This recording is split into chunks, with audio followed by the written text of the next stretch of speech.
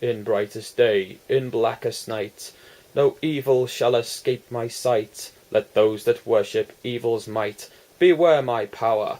Green Lantern's light. Hello world, Cossy here with another Geek movie review. This time, obviously, it's going to be about the new Green Lantern movie. Yeah, another comic that I'm a big fan of, another comic that I collect. And yeah, went to see the movie last night. What can I say?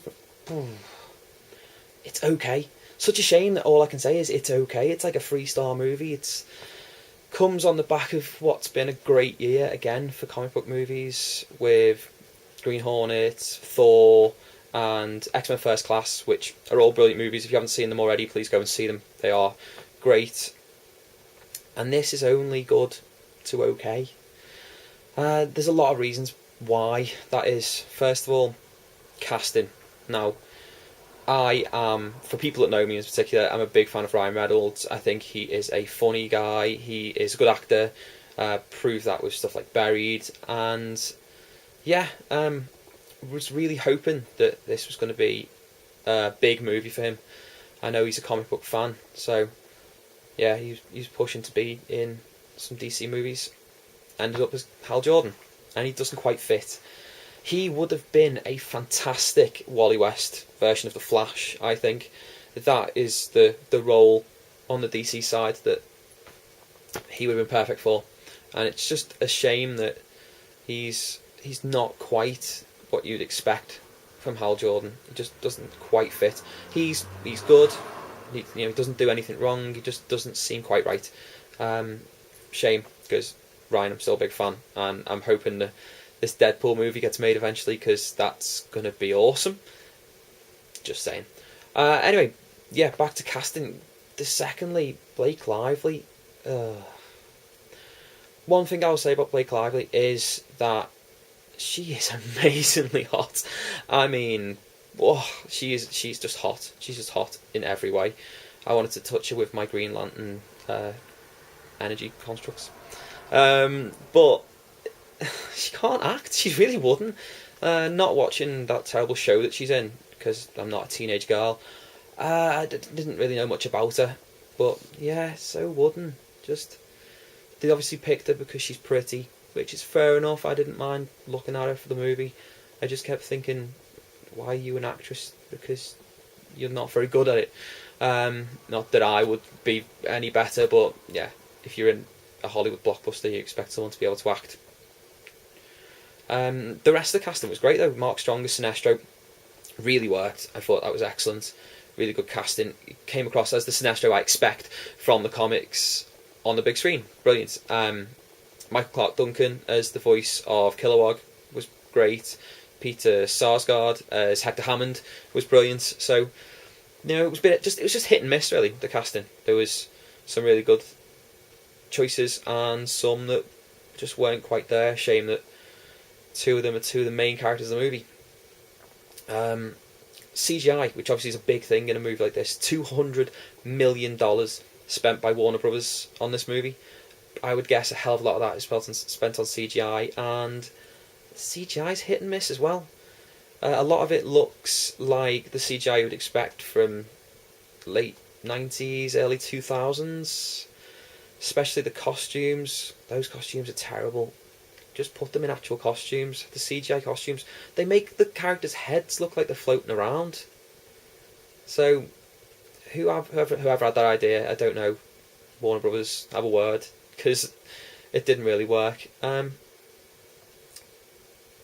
amount of characters as well that they CGI'd works with Kilowog, works with Tom Ray.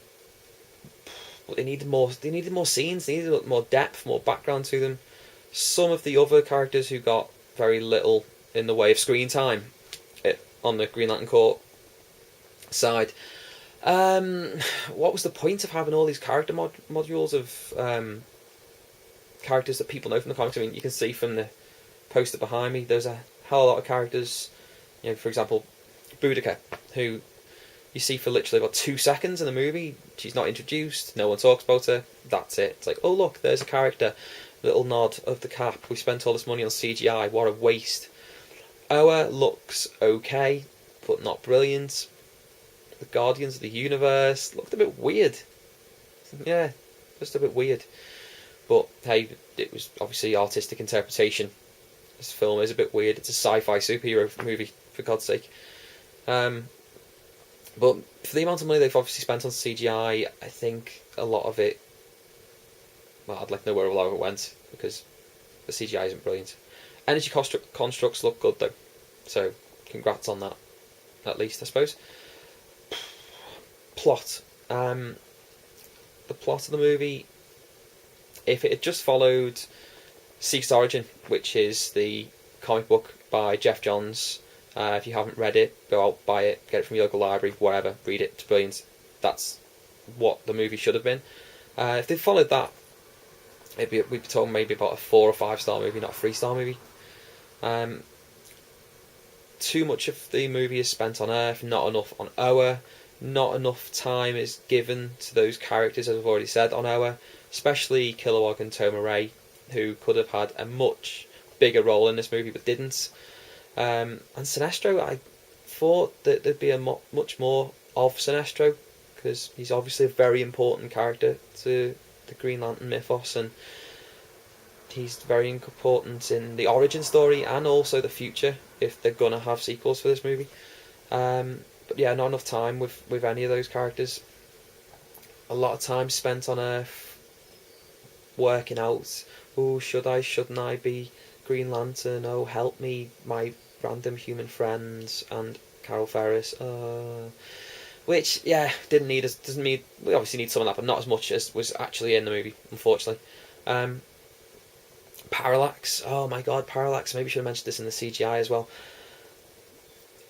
Parallax felt, the way they handled him felt like the way Marvel handled Galactus in the second Fantastic Four movie, and that's probably a good analogy, because this movie feels like DC's Fantastic Four. It feels like it had so much promise but didn't quite get there.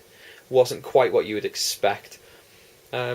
Shouldn't be difficult to pick up for people who haven't read the comics, though. A lot of explanation put in at the very start of the movie to help those who've never read any of the comics, which is great. I like to see that. I like to see that you're trying to open up this film not just to me, the fanboys of the world, but to people who don't know anything about it, who might suddenly start reading your comics, or at least give it a chance. Go back and have a look at some trades.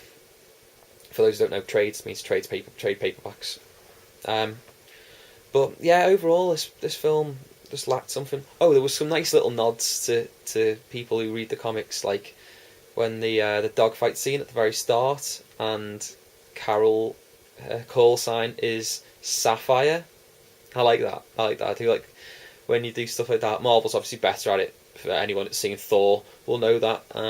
But yeah, a nice little nod to people who are in the audience going, I understand where that comes from. And people that don't go in now, well, you've pointed something random out, and I'm going to have to read up about it. Wikipedia, just look up Star Sapphire. But yeah, not a bad movie, not a great movie, average. I'd still say people go and see it. Maybe you'll have a different view to me, and probably a lot of you will, but yeah, 3-star, okay. If you don't go and see it, maybe get it on DVD when it comes out, because hell, hopefully enough money will be made for a second one to be made, and probably won't. But spoiler alert for those of you who haven't seen it yet, stay till after the initial credits. There is a fantastic scene, and I'm going to explain it now. So, second warning, spoiler alert. Sinestro puts on that yellow power ring, and his costume changes to what you'd expect to see Sinestro's costume as a villain. That's just... that's one of the reasons I waited a day to do this review, because it was right at the end of the movie, and that made me so happy. I was so happy just to see that, and I wanted to let that initial buzz of seeing Sinestro in that costume, which we probably won't see in the sequel now, because it probably won't be made. I wanted to get that out of me before I could look at it objectively. So yeah, 3-star movie, not bad, not brilliant, but worth a watch if you've got a couple of quid and a couple of hours. That's about all from me. Now, obviously there's a couple of weeks until the Captain America movie comes out in the UK, and I will be doing a review of that.